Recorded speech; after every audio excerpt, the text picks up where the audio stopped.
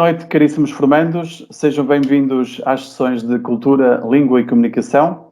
Hoje iremos desenvolver atividades no âmbito da Semana da Leitura, da Escola Básica dos segundos e terceiros ciclos da Torre e do Festival Internacional de Latim e Grego.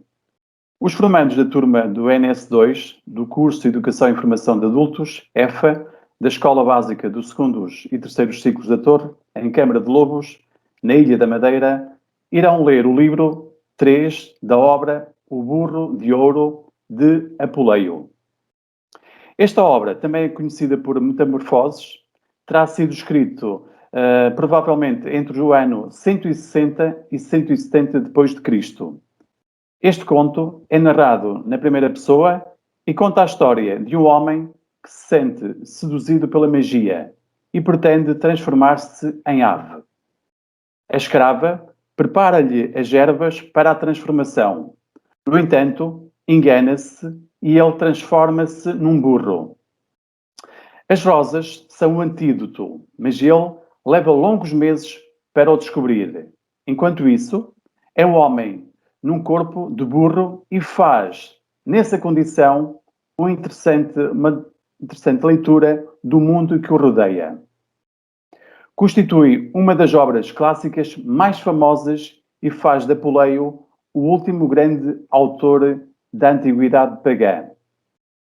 Desta forma, para dar início à atividade de leitura pública internacional da obra O Burro de Ouro, passo a palavra ao formando Amílcar Figueira. A Festa do Riso. Metamorfose de Lúcio em burro.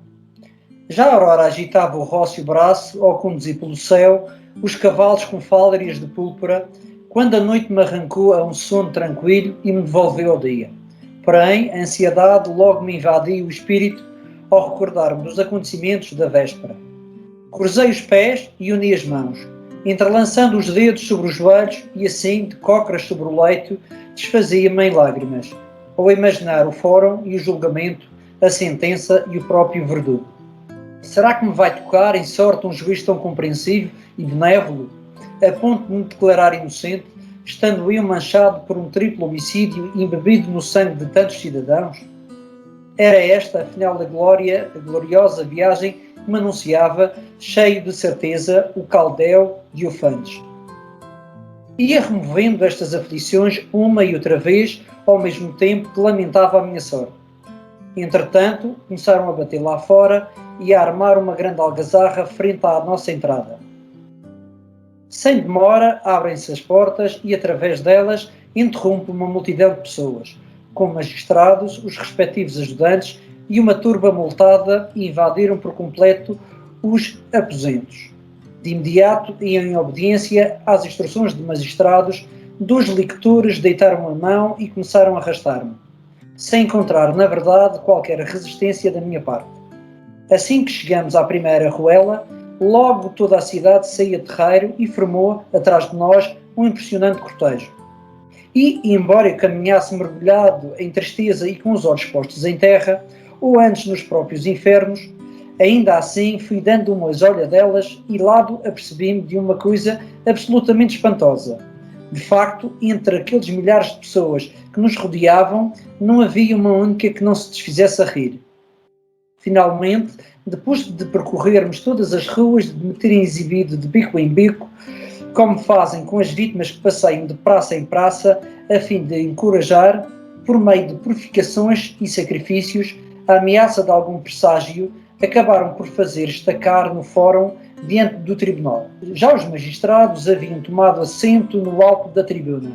Já o arauto, pelo público, reclamava silêncio, quando, de repente, todas a uma se puseram a pedir em uníssono que, devido à grande afluência de gente e ao risco de o público se ver esmagado por tamanho aperto, um julgamento desta natureza se deveria realizar antes do ato.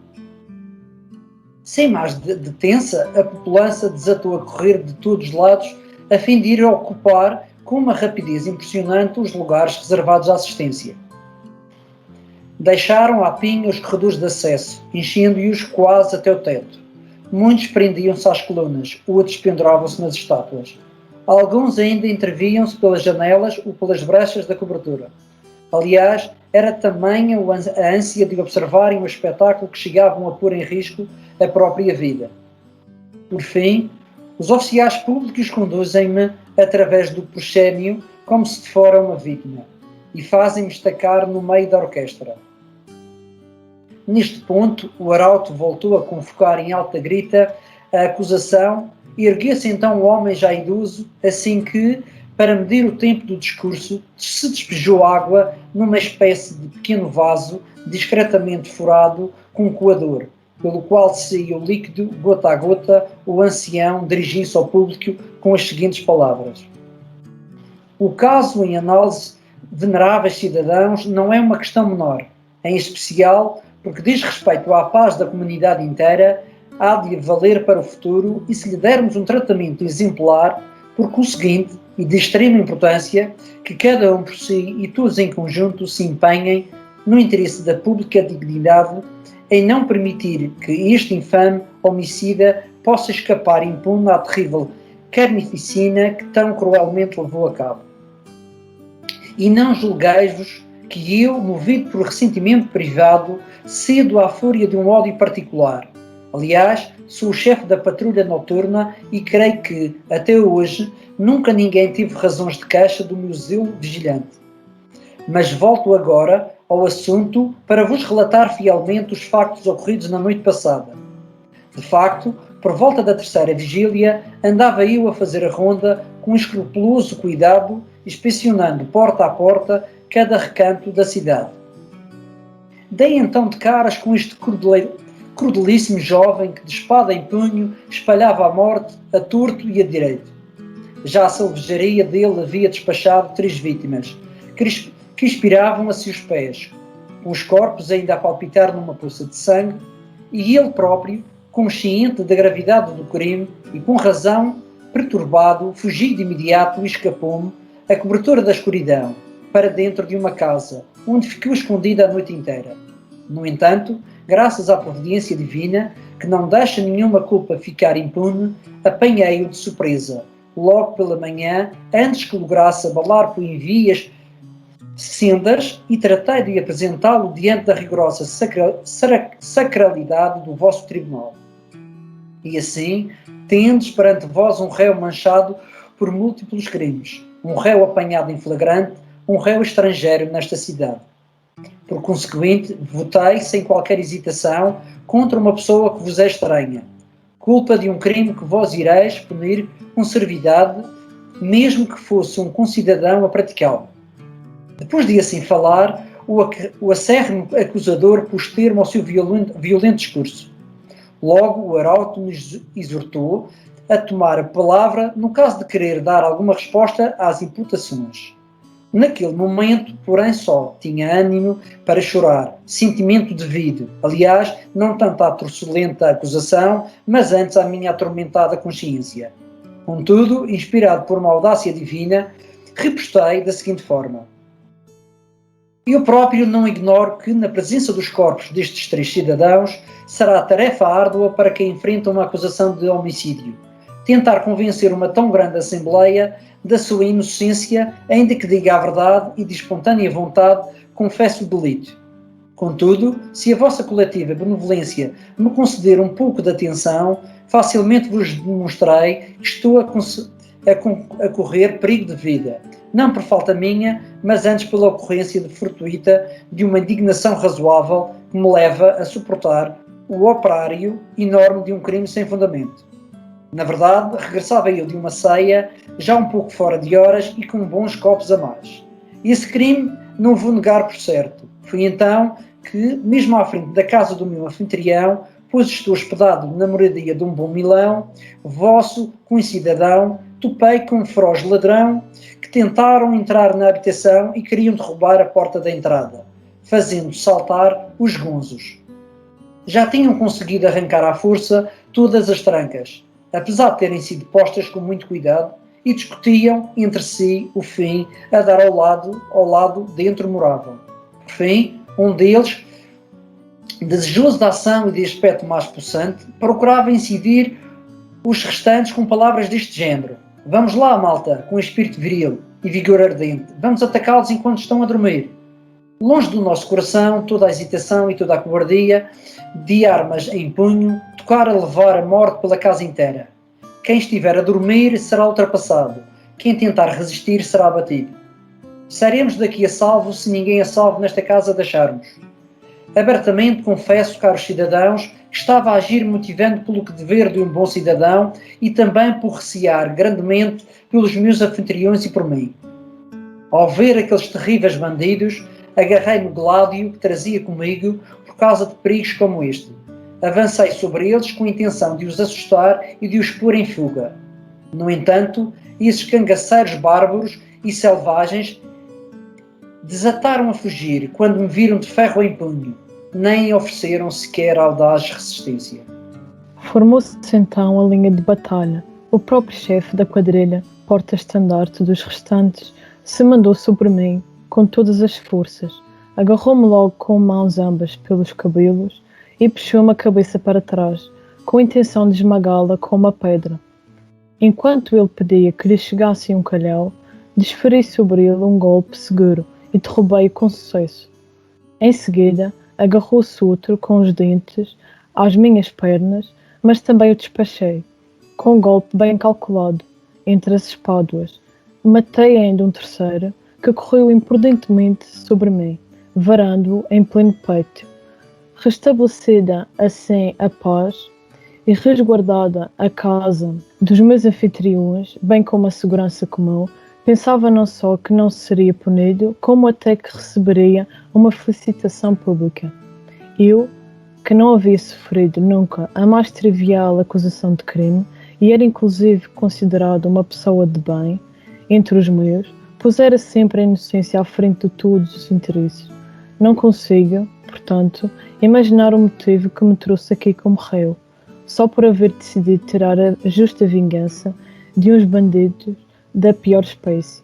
Aliás, ninguém poderá provar que existia entre mim e esses ladrões qualquer tipo de cravo antigo ou até mesmo que eu conhecia. Nem sequer será capaz de mostrar uma única presa cujo roubo tornasse verossímil um crime tão grave.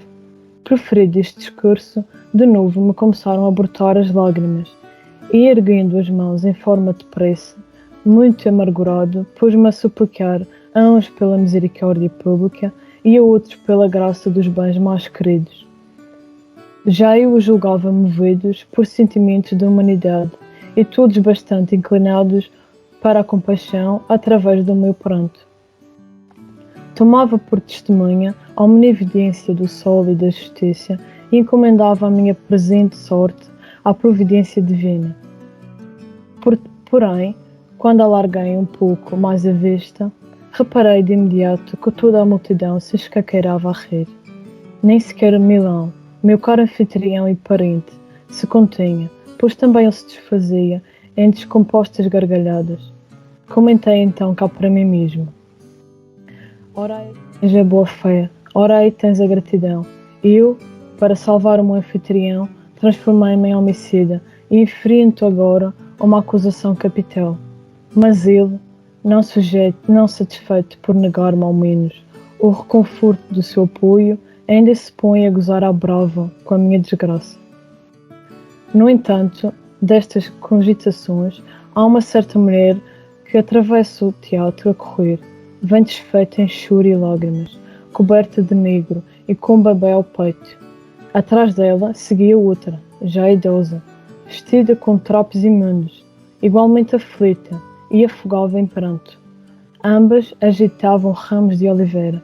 Rodearam então a enxerga onde se encontravam recobertos os cadáveres das vítimas, deixando escapar gemidos e lúgubres lamentações.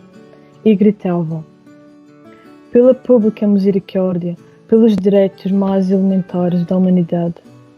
Tendo compaixão destes jovens indignamente assassinados, trazei com a vingança algum consolo à nossa viuvez e desamparo. Socorrei ao menos o infortúnio deste pequenino que ficou desamparado em tão tenra idade, e oferecei com expiação às vossas leis e à ordem pública o sangue deste malfeitor. Em seguida, levantou-se o magistrado mais velho e dirigiu-se ao povo nestes termos: quanto ao delito em si, que exige uma severa punição, nem o próprio autor foi capaz de negá-lo. No entanto, falta ainda esclarecer um aspecto secundário, relativo a identificar os restantes cúmplices de um crime tão grave. De resto, não é verossímil que um só homem tivesse conseguido matar 3 jovens assim possantes. Por conseguinte, temos de arrancar a verdade através da tortura. Para mais, o escravo que o acompanhava escapou às ocultas, de modo que a coisa chegou ao ponto de termos de obter, pelo interrogatório, a indicação dos seus comparsas do crime, a fim de extirparmos pelas fundações o terror semeado por este bando horrível. Sem mais delongas, e segundo o costume dos gregos, trazem o fogo, a roda e toda a gama de açoites. Entretanto, a minha aflição aumentara grandemente, ou antes redobrara mesmo. Não a iam deixar sequer morrer inteiro. Todavia, a tal velha, cujas lágrimas haviam despertado tanta comoção geral, exclamou: antes de pregardes na cruz, honrados cidadãos, este ladrão e assassino de pobres desgraçados que eu tanto amava, permiti-me descobrir os cadáveres dos mortos.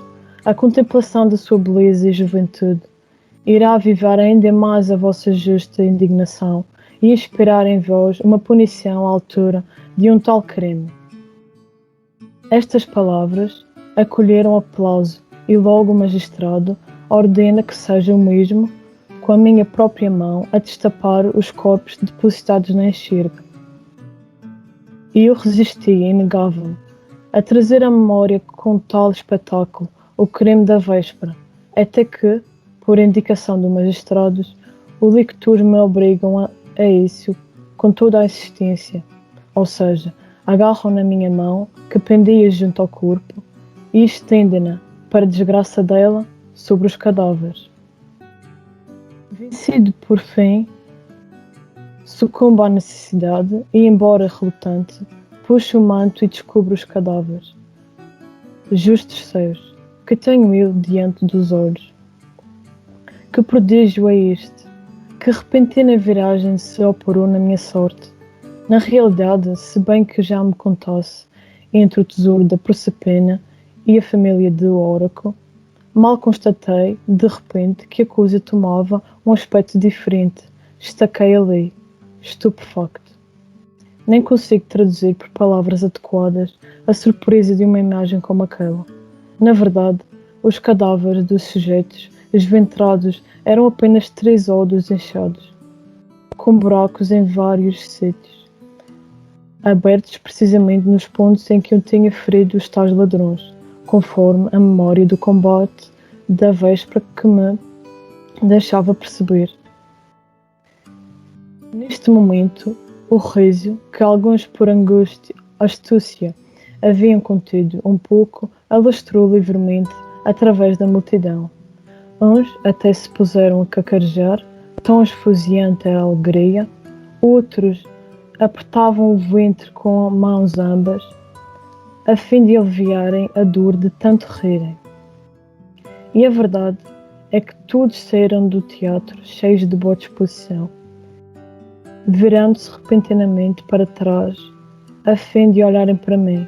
Eu, porém, depois de haver puxado pelo manto, fiquei imóvel e gélido, que nem uma pedra, em nada me distinguindo de qualquer das estátuas ou colunas existentes no teatro. E não regressei dos infernos, a não ser quando Milão, o meu anfitrião, se aproximou, pôs a mão sobre mim e me levou consigo, com energética gentileza. Apesar da minha renitência nas lágrimas, que novamente soltava, e dos estremeções contínuos. Assim me conduziam até a casa dele, com a deferência de haver escolhido caminhos pouco frequentados e certos, desvios. Procurava ainda consolar com palavras de toda a espécie, a angústia e os tremores que ainda me afligiam. Todavia, Não foi capaz de mitigar a indignação por tamanha injúria, que o sentia profundamente cravada no peito. Senão quando, neste momento, entram a casa os próprios magistrados, com as respectivas insígnias, e tentam acalmar-me com as seguintes explicações.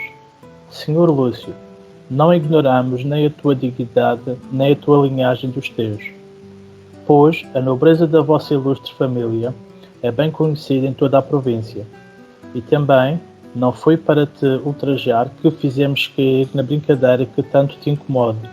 Por isso, afasta do coração toda a tristeza presente e expulsa do ânimo o azedume.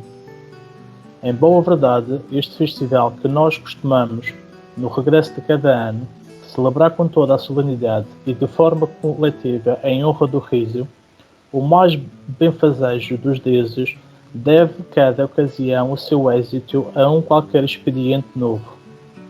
O amparo e dedicação deste teu Deus irão acompanhar-te continuamente, pois foste o autor e ator do riso. Jamais permitirá que o teu espírito sucumba à dor, mas há de alegrar sempre a tua fonte, com uma serena graça. Aliás, em reconhecimento por este favor, a cidade inteira decidiu atribuir-te honras especiais. De facto, nomeou-te seu patrono e decretou erigir uma imagem tua em bronze. Em tom de réplica, a tais comentários disse: a gratidão que tenho por esta gloriosa cidade, única na Tesália, está ao mesmo nível das honras recebidas. No entanto, aconselho-vos a guardar as estátuas e as imagens para pessoas mais dignas e mais importantes do que eu. Com esta recatada resposta, fiz por descomprimir o rosto com um leve sorriso e por retomar, na medida do possível, uma disposição alegre, enquanto me despedia cortesmente dos magistrados, que se afastavam. Senão quando entra um servo a correr e diz: a tua tia Birrena pede a tua presença e recorda que está próxima a hora do banquete com o qual ontem te comprometeste. Mas eu estava receoso e mesmo à distância, fiquei aterrorizado com a simples recordação da casa dela, de modo que retorqui assim o convite. Bem que desejaria, parente minha, dar seguimento às tuas ordens, se ao menos eu pudesse fazer sem faltar a palavra. Na verdade, Bilhão, meu anfitrião, obrigou-me a jurar, tomando por testemunha a divindade propiciadora deste dia, que hoje iria jantar em sua companhia. Por isso, não se aparta de mim, nem permite que eu me afaste dele. Em consequência, é melhor adiarmos esta convocatória para o banquete. Ainda eu falava, quando Milhão me agarrou com a mão firme e depois me mandar vir os utensílios de limpeza, me conduziu até os banhos próximos. Eu, contudo, para fugir os olhares públicos e escapar entre os trozentos, as risadas que eu mesmo havia despertado, procurava dissimular-me, avançando, colado a ele. Não me lembro sequer de me lavar, enxugar e de fazer o caminho de regresso a casa, tal a vergonha que sentia, pois o facto de todos me apontarem com os olhos, a cabeça e o dedo deixa-me sem ânimo, numa espécie de letargia. Depois de haver despachado à pressa o jantarzito de Milhão, dou-lhe com uma terrível dor de cabeça devido às contínuas lágrimas choradas e facilmente obtenho a permissão para me deitar. Entendido no leito e mergulhado em tristeza, comecei a passar em revista cada pormenor da aventura. Entretanto, depois de tratar do quarto de patroa, chega a minha querida Fotis, mas com um semblante muito alterado.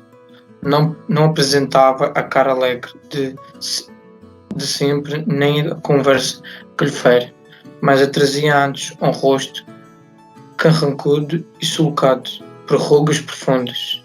Hesitante e ainda retraído, acabou finalmente por falar. Fui eu mesmo, tenho de confessá-lo, quem te acusou este infortúnio.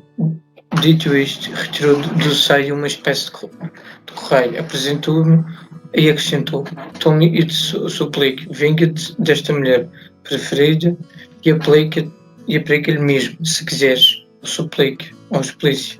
Ainda mais severo. Peço-te, no entanto, para não julgares que teria causar a tamanha angústia, de espontânea vontade. Guarda-me desde que, por culpa minha, venhas a sofrer mais pequeno incômodo, e se alguma adversidade pesa sobre a tua cabeça, posso uma missão rejeitá-lo por completo. O que me tinham mandado fazer, uma ou outra finalidade, veio resultar em ti prejuízo, por má sorte minha. Enquanto a mim, apiquiçado pela minha natural curiosidade, ansioso por uma nova causa coberta do incidente, retorquei. Esta correio, o mais terrível audaz de todos os instrumentos de tortura que destinavas, já o teu próprio suplício vai parecer as minhas mãos cortadas e despachado, antes de tocar na tua pele macia. Que ordem foi essa que a fortuna perversa transformou pela ambição minha? Pois eu juro pela tua cabeça, a mim tão cara que ninguém daria crédito, nem mesmo a ti, se me viesse assegurar que tu havias meditado de alguma forma de prejudicar. Ora, quando a intenção é boa, não lhe pode ser imputada a culpa de um resultado incerto ou até desconfortável. Depois de preferir essas palavras, pôs-me a beber silenciosamente beijos permanentes, dedicados a olhos úmidos, tresmolos da minha fotos, envelhecidos e cimirrados, já pelo desejo. Recuperando assim o bom humor, ela respondeu: por favor, deixa-me antes fechar bem a porta do quarto, não vá dar-se o caso de, por sacrilégia indiscrição, escaparem daqui minhas palavras e virem cometer alguma terrível profanação. Dito isto, puxou os ferrolhos e introduziu com firmeza o gancho do batente. Em seguida, voltou para junto de mim, lançando-me o pescoço com ambas as mãos e pôs-se a confidenciar num tom baixo e quase imperceptível. Nutro em receio enorme e um medo terrível de pôr a descoberto os mistérios desta casa e de revelar os segredos ocultos da minha senhora. Tenho, porém, a melhor impressão de ti e da tua formação, já para não mencionar a dignidade e honradez do teu nascimento e a elevação do teu espírito. Pois foste iniciado em vários cultos e estarás, por certo, bem ciente da sagrada obediência ao silêncio. Por conseguinte, o que eu vier a confiar ao santuário do teu religioso coração, guarda-o, por favor, na segurança desse recinto fechado e recompensa a franqueza da minha confidência com a força da tua descrição. Na verdade, porque sou a única entre os mortais a conhecer tais segredos, é só este amor que a ti me prende que me leva a revelar-te. Já vais conhecer todos os costumes desta casa. Já vais conhecer os segredos extraordinários da minha senhora, com os quais ela consegue garantir a obediência do manés, alterar o curso dos astros, coagir os poderes divinos e sujeitar os elementos. Contudo, nunca ela recorre com tanto empenho à arte, como quando põe a vista em cima de algum jovem de boa figura, coisa que na realidade lhe acontece com muita frequência. Neste momento, aliás, está perdida de amores por um certo moço de Beócia, lindo de morrer, e por isso anda numa roda viva para meter em ação todos os recursos da sua arte e toda a maquinaria de guerra. Ainda hoje, à tarde, a ouvi. E digo-te que foi com estes ouvidos, porque o sol não se despachava a baixar do céu e a ceder mais cedo o lugar à noite, a fim de a deixar pôr em prática os encantamentos mágicos. Ela ameaçou envolver o próprio sol num manto de escuridão, cobrindo-o de trevas perpétuas. Ontem, quando regressava dos banhos, calhou ver o tal rapaz sentado numa barbearia e logo me ordenou que fosse recolher às escondidas os cabelos dele que se encontravam espalhados pelo chão. Depois de a tesoura os haver cortado, estava eu a apanhá-los com todo o zelo e discrição quando me apareceu o barbeiro. E porque na cidade nós temos a má fama de nos dedicarmos às artes da feitiçaria, ele apanhou-me e começou a desencar em cima em mim à bruta. Será que tu, criaturinha nojenta, não deixarás nunca gamar os cabelos de jovens às direitas? Se não acabas de uma vez com esse maldito costume, levo-te já diante dos magistrados. E juntando o gesto às palavras, enfia as mãos entre os meus seios e põe-se a vasculhar.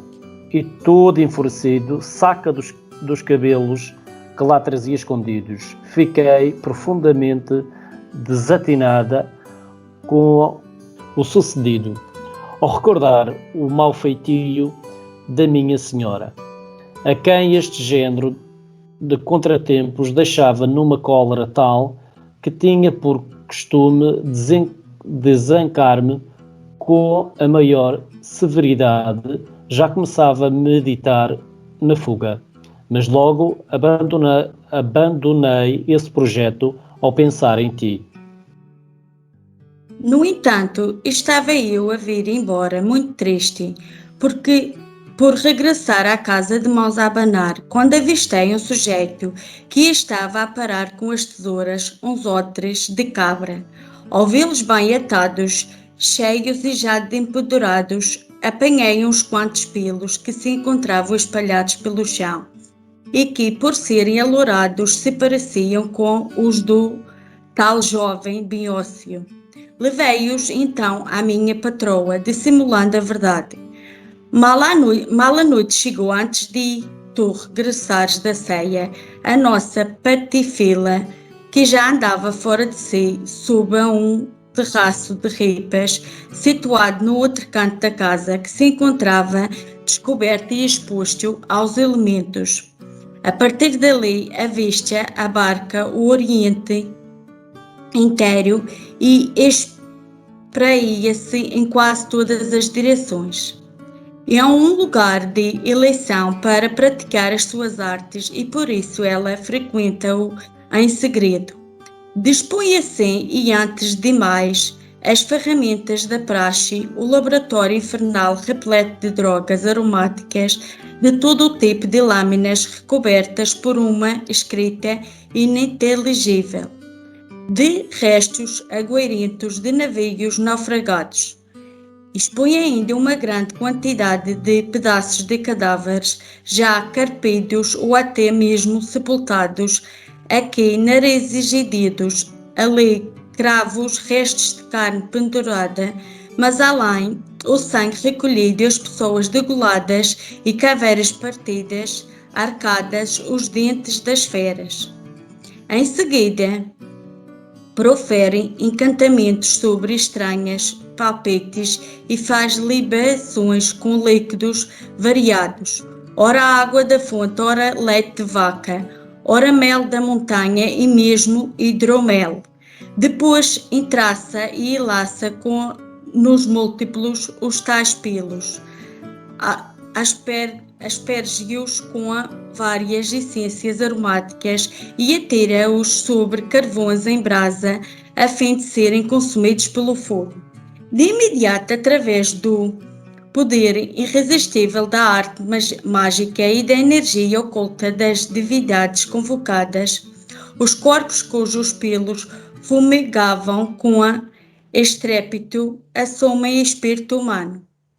Começam a sentir, a ouvir e a andar e, guiados pelo cheiro dos seus despojos, avançam no lugar do jovem da Beócia e põem-se a saltar contra a porta, tentando forçar a entrada. Nesse momento, entraste em cena, toldado pelo vinho e confundido com a imprevista escuridão noturna, e sacaste audacemente da espada para te pôres em posição de ataque, como se foras um Ajax enlouquecido. No entanto, não te ficaste por atacar como ele rebanhos inteiros e por lutar contra animais vivos, pois foste bem mais corajoso ao investir 3 odres de cabra cheios de ar, e assim conseguiste despachar os inimigos sem verter uma gota de sangue. Abraço-te agora com um homicida, mas antes como um tricida. O espirituoso relato de Fotis provocou-me o riso, de forma que lhe repliquei com o mesmo tom de mofa. Em boa verdade, também eu posso comparar esta minha primeira bravata militar a um dos 12 trabalhos de Hércules. Aliás, despachar 3 odres equivale bem ao triplo do corpo de Gerion ou às 3 cabeças de Gerbero. No entanto, se desejas de facto que eu te perdoe do coração e por inteiro o agravo com o qual me emaranhaste em tamanhas angústias, concede-me um favor que te peço com todo o empenho. Deixa-me observar a tua senhora, quando ela estiver a praticar alguma coisa desta arte sobrenatural. Gostaria de vê-la a invocar os deuses ou pelo menos a mudar de forma, pois tenho uma paixão ardente por assistir de perto o exercício de magia. Aliás, tu não me pareces propriamente aprendiz nem inexperiente nestas matérias. Tenho consciência disso e sinto-o de forma clara, pois sempre me dei ao luxo de desprezar os abraços das mulheres, mas tu, com esses olhos palpitantes, essas faces rosadas, e esses cabelos brilhantes, e esses beijos ardentes, e esses seios perfumados, fizeste-me escravo e criado teu, por minha própria vontade, de maneira que já nem penso no lar, nem me disponho a regressar a casa, pois nada me delicia tanto como passar uma noite contigo.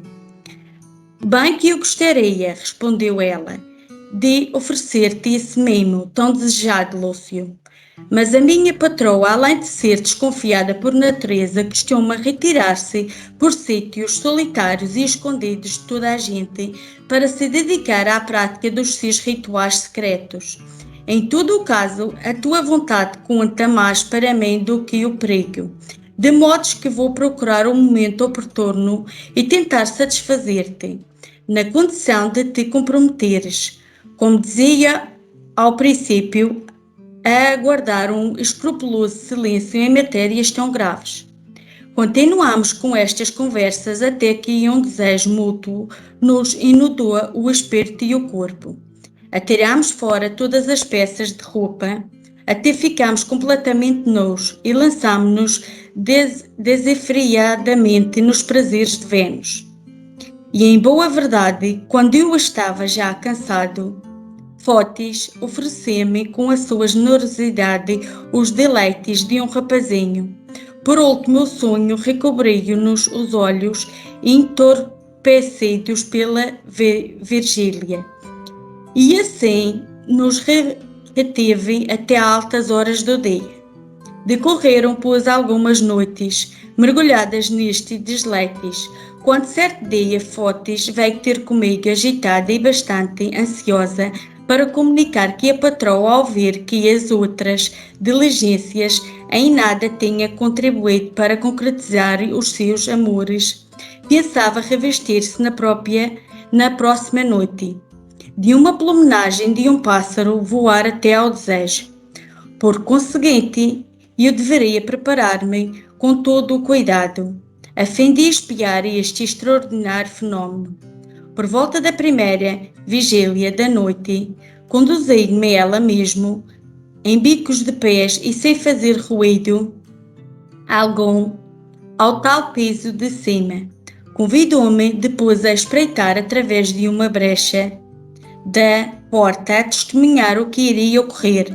Para começar, para despei todas as roupas, depois abri uma pequena caixa de onde extraí vários boiões, sacou em seguida a tampa a um deles e retirou do interior um unguento com o qual esfregou longamente as mãos, untando-se finalmente da ponta das unhas até à extremidade dos cabelos, e assim que cafubulou em segredo com a lucerna durante um bom pedaço.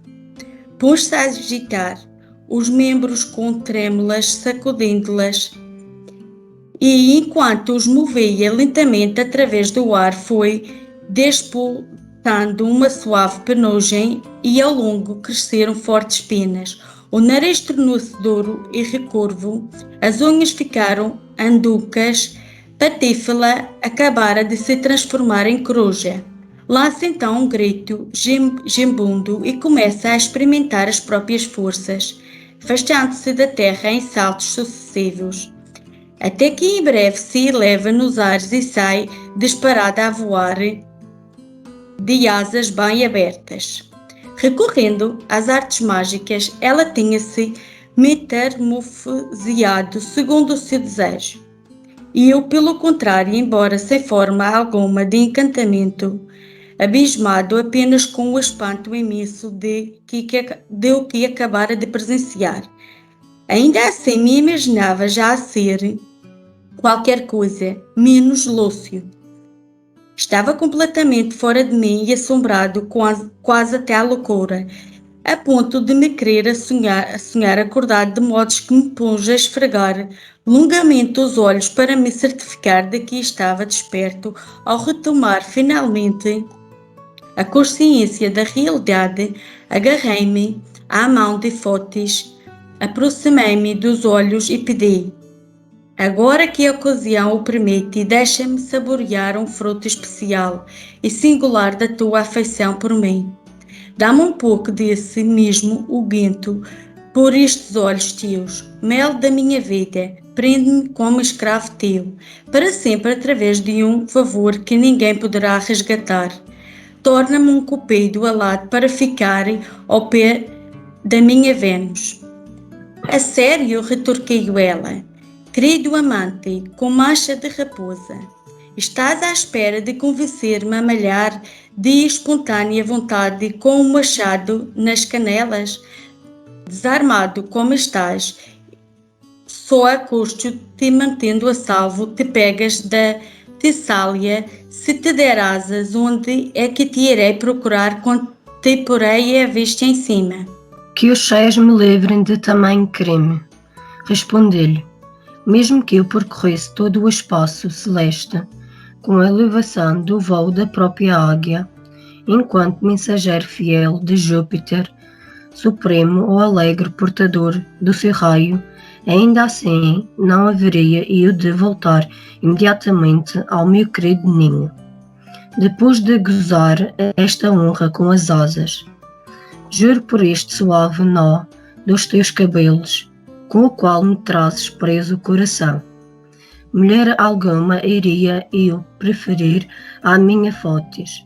De resto, veio-me agora ao pensamento que, depois o unguento me dar a forma da tal ave, eu teria era de manter uma distância segura em relação a todas as casas. de belo e divertido amante seria eu, para deleite das mulheres, se me transformasse em coruja. Pois não é verdade que, se estas aves nocturnas calham de entrar em alguma habitação, logo vemos as pessoas a dar-lhes caça por todos os meios e a pregá-las nas portas, de maneira a esconjurar, através do sofrimento delas, a ameaça de calamidade que o seu voo de mau augúrio lança sobre toda a casa. Mas há agora uma coisa que quase me esquecia de perguntar. Que devo eu dizer ou fazer para me livrar da plumagem e voltar a ser o Lúcio de sempre? Quanto a essa questão, podes ficar descansado, respondeu Fótis. De facto, a minha senhora explicou-me em pormenor cada um dos procedimentos a adoptar para devolver a forma humana a tais criaturas. Não julgues, porém, que o fez por engraçar comigo, mas antes para garantir que ao regressar eu lhe pudesse aplicar a mesinha conveniente. Repara, aliás, como são insignificantes e banais as ervitas que produzem estes poderosos infétios, um punhado de hidrão misturado em água da fonte com folhas de louro, e quanto basta preparar um banho e uma porção. Depois de renovar uma e outra vez estas garantias, esgenerou-se então um enorme nervosismo para o interior do quarto e retirou um boião da pequena caixa. Agarrei de imediato o boião e beijei-o, pedindo-lhe para me conceder um voo favorável. Em seguida despi por completo as roupas. Em afogadilho mergulhei avidamente as mãos e depois de retirar uma boa dose de aguento, espalhei-o por todas as partes do corpo. E logo me pus a imitar os movimentos das aves, esforçando-me por agitar alternadamente os braços. No entanto, não havia o mínimo vestígio de penugem ou de penas. Em vez disso, os meus cabelos engrossam até transformar-se em crinas. A minha delicada pele endurece e vira couro. Perco os diferentes dedos na ponta das mãos, pois eles juntam-se todos num só casco. E no termo da espinha cresce-me uma cauda enorme. Ganhará ainda uma cara descomunal, uma boca gigante, umas narinas encarcaradas e uns lábios desbeiçados. As orelhas haviam ficado também descomunais e eriçadas de pelos. E então, desgraçada metamorfose que nem sequer me deixava a possibilidade de abraçar Fótis. O consolo único era ver como ficaram avantajados certos dotes naturais. Incapacitado para salvar-me, percorri com os olhos todo o meu corpo e constatei que não me tinham transformado em ave, mas antes em burro. Tentei queixar-me da conduta de Fótis, mas porque não possuía já nem aspecto nem voz humana. Restava-me apenas olhar para ela de soslaio, com a beiça caída e os olhos chorosos, e tentar censurá-la em silêncio. Ela, contudo, ao ver-me naquele estado, pôs-se a golpear enfurecidamente o rosto com as mãos enquanto exclamava.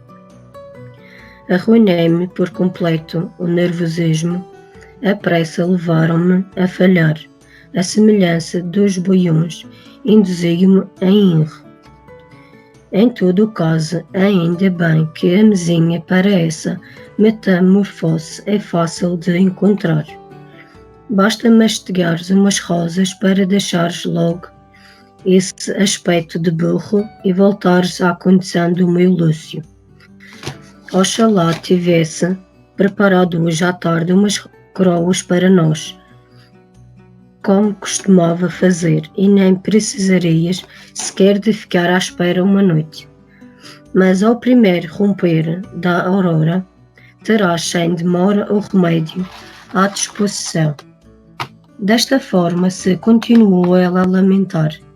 Quanto a mim, embora fosse um burro dos pés à cabeça e asno em vez de Lúcio, mantinha, no entanto, as faculdades humanas, e assim meditei por longos instantes comigo mesmo se deveria matar aquela sujeita desprezível e criminosa com uma carga de golpes de casco ou se era melhor desfazê-la à dentada. Mas uma opinião mais sensata levou-me a deixar este projeto irrefletido. Se para castigar Fótis eu me disponho a dar-lhe a morte, estaria a eliminar também as minhas hipóteses de salvação. Amochei, portanto, a cabeça e pus-me a abaná-la, enquanto suportava em silêncio essa humilhação temporária. Acomodei-me à dura situação presente e lá avancei em direção ao estábulo, para junto do cavalo, minha montada fiel. Aí encontrei instalado um outro burro, pertença de Milão, meu antigo anfitrião. Entretanto, refletia eu que, se insistisse entre os animais, sem fala, um vínculo tácito e natural de solidariedade, esse meu cavalo iria reconhecer-me e empreendar-se de mim, de modos que, movido por tais sentimentos, me oferecia hospitalidade e um alojamento a conduzir. Mas por Júpiter hospitaleiro e pelos secretos santuários da boa-fé, a minha ilustre montada e o talo asno trataram mais, foi logo de juntar as cabeças e de unir esforços para darem cabo de mim, receando certamente pelo pasto. Assim que me viram aproximar da manjedoura, deixaram cair as orelhas e, muito enfurecidos, vieram ao meu encalço de coices em riste, e lá fui mantido o mais longe possível da cevada que nessa tarde eu tinha acarretado com as próprias mãos para esse reconhecido servidor. Assim maltratado e remetido para a solidão, retirei-me para um canto do estábulo, enquanto meditava comigo mesmo sobre a arrogância dos meus companheiros. Ia preparando a vingança que aplicara ao perfídio cavalo no dia seguinte, quando voltasse a ser Lúcio, com o auxílio das rosas. Avisto então, mais ou menos a meio do pilar central que sustentava as traves do estábulo, uma imagem de deusa, Épona, colocada num tabernáculo que havia sido cuidadosamente enfeitado com coroas de rosas, ainda frescas. Reconheço de imediato a garantia de salvação e sinto um ímpeto de esperança.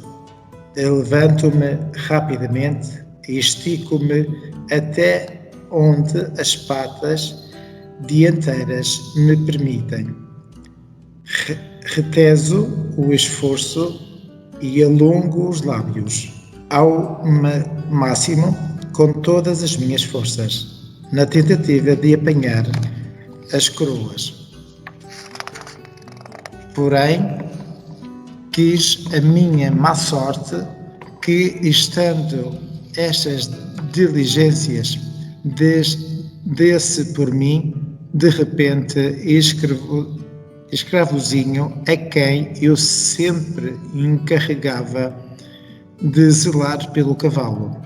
Levantou-se ele então, muito zangado, e exclamou: até quando iremos suportar os abusos desta pileca? Ainda há pouco se estava a fazer ração dos animais e agora ataca a própria imagem dos deuses. Espera aí, a ver se eu não deixo já manco e perneta este esquertelho. Sacrilégio. Pois então, à procura uma arma, e calhou a dar com olhos num fecho de lenha que lá estava por acaso.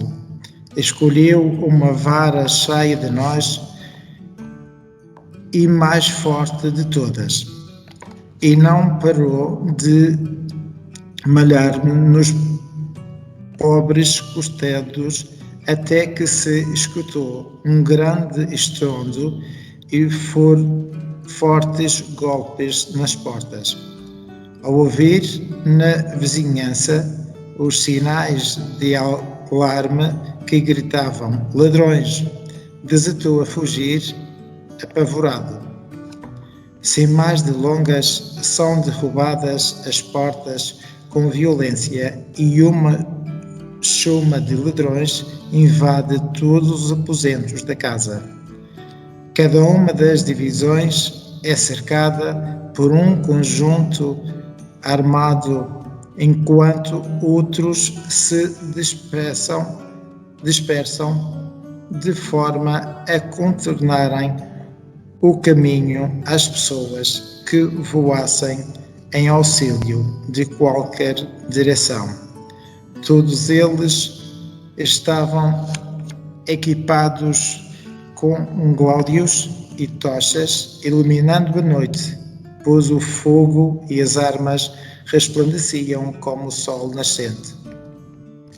Havia então um quarto bem trancado e protegido por fortes ferraduras, que ficava no meio da casa e onde se encontravam guardadas os tesouros de Milão. Eles saltaram-no com possuantes machados e conseguem abrir uma brecha. Uma vez escancarada a porta, agarram em todas as riquezas e repartem entre si os sacos atacados à pressa. Contudo, a carga ultrapassava bastante o número de portadores, e assim conduzidas a um beco sem saída pela desmesura daquela extraordinária opulência, fazem-nos sair do estábulo, a nós, os 2 burros e ainda o meu cavalo, carregando-nos depois ao máximo com os fardos mais pesados, e sob a ameaça dos ladrões, dos bastões, obrigam-nos a balar da casa, agora completamente vazia. A seguir, deixam para trás um dos colegas com a missão de servir de espia e de lhes dar notícias sobre a investigação relativa a este crime, enquanto nos zorziam sem cessar e nos levavam a toda a pressa através de trilhos montanhosos.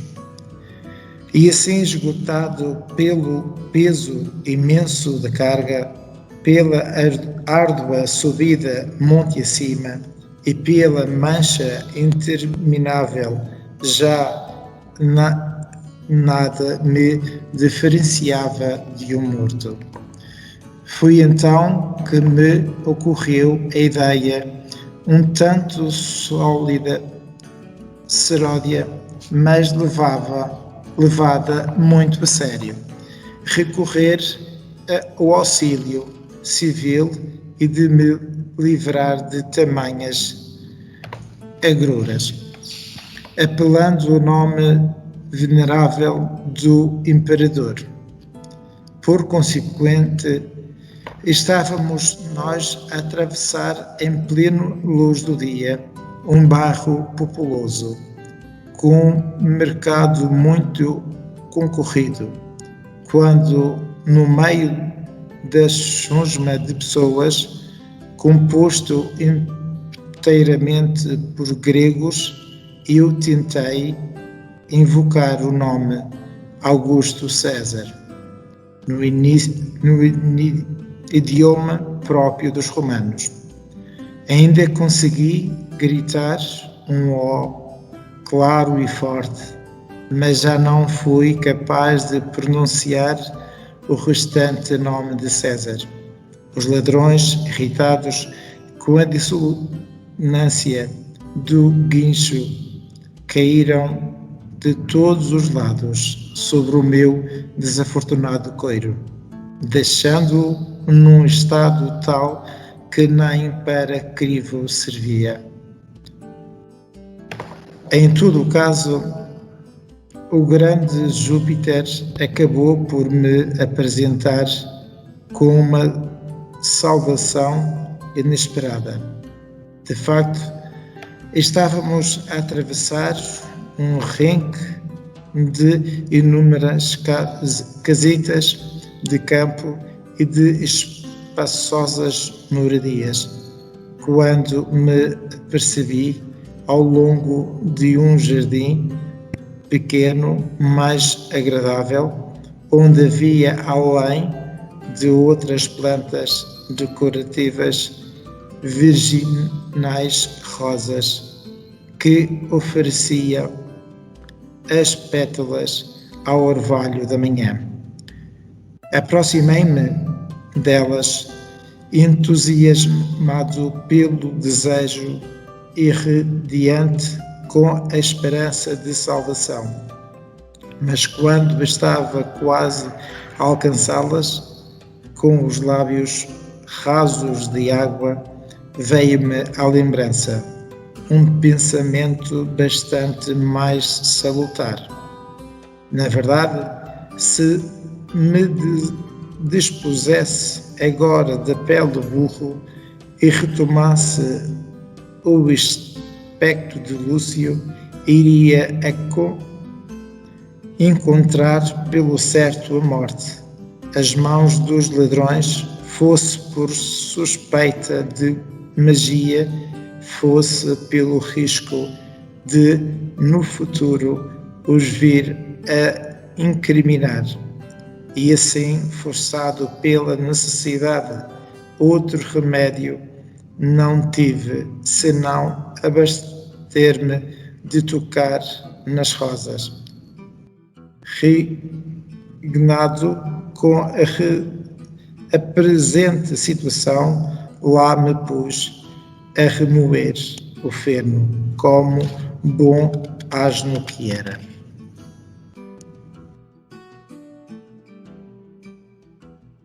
Parabéns a todos. Agradecer o vosso empenho, o vosso interesse nesta atividade, na leitura do burro de asno do Napoleão. Por isso, bem-aja e até à próxima.